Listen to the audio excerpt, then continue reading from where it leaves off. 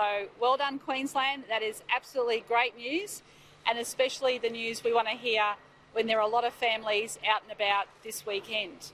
We now have 9 active cases. Our total confirmed cases are 1,091, and the number of tests conducted in the last 24 hours is over 5,600. So again, I do want to thank everybody who's been coming out and getting tested. And let's remember, if you're sick, stay at home and get tested. And don't forget to keep up with your social distancing. That's really very, very important. So I just wanted to update as well on the boat that's off the Queensland shores. So we've had from yesterday 2 men that have tested positive. Those men are now in hospital, and we are monitoring the rest of the crew. This is exactly the same procedures that we've followed previously, and we have very strong measures in place. So I want to reassure the community that both Maritime Safety and Queensland Health are working collaboratively together to make sure that the ship is absolutely being monitored, and the 2 people who tested positive have now been removed directly to hospital. And I thank everybody for the work that's gone into that. And of course, today is a very significant day where we commemorate the 75th anniversary of the ending of World War II. And can I say I am absolutely honoured today to have met with some of the veterans. They have remarkable stories, and to think that during these times we can have a COVID-safe event. There were 8 veterans from World War II who joined us to commemorate the ending of World War II.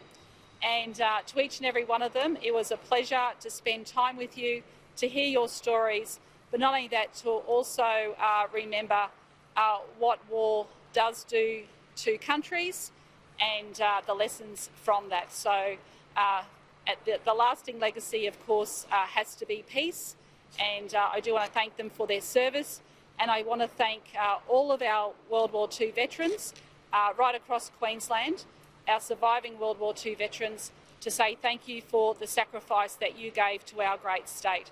We also remember those who lost their lives as well.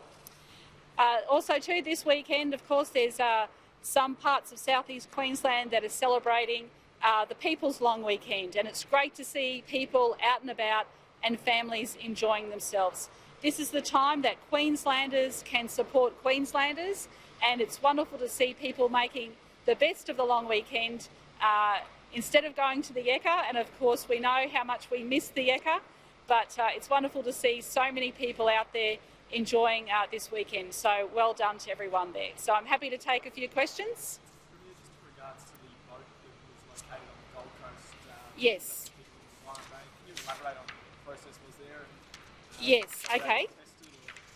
I've been advised that they were, my information is they were discovered on a yacht off the Gold Coast yesterday. So once again, great work by police. They are watching all of our borders. It's not just the airports, the train stations, the road. They're also monitoring the waters as well. So congratulations to them for their quick work.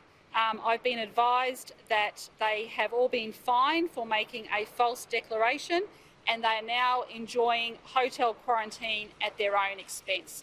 We can't have people flouting the laws, so quick action by police, and now they'll have to be paying for their quarantine. Just on those fines, yes. Of a couple $1 million worth of unpaid fines, how is the government going to get that money from these COVID infringements? Look, I'm happy to look into that, but we take these infringements incredibly seriously, and people will be fined and they will have to pay. Sorry? Yeah, sure. Okay, I'm happy to address that issue. So in relation to that, it was a CCC recommendation. It came from the CCC. It was not from the government. It came from the CCC. Obviously, the government now has no intention of pursuing that, and we will not be pursuing that if we are successful at the next election as well. So it's off the table completely. I take full responsibility for it. Usually we are asked by the media, when are we implementing the CCC recommendations? That is exactly what we were doing this time. Obviously, there were concerns, and I accept there were legitimate concerns, and as far as I'm concerned, that's the end of the issue. How did it get that far? No, well, it was a CCC recommendation. And Dominique, I think you're one of the journalists that continually asks me all the time, when are you implementing the CCC recommendations? Government has decided not to pursue it.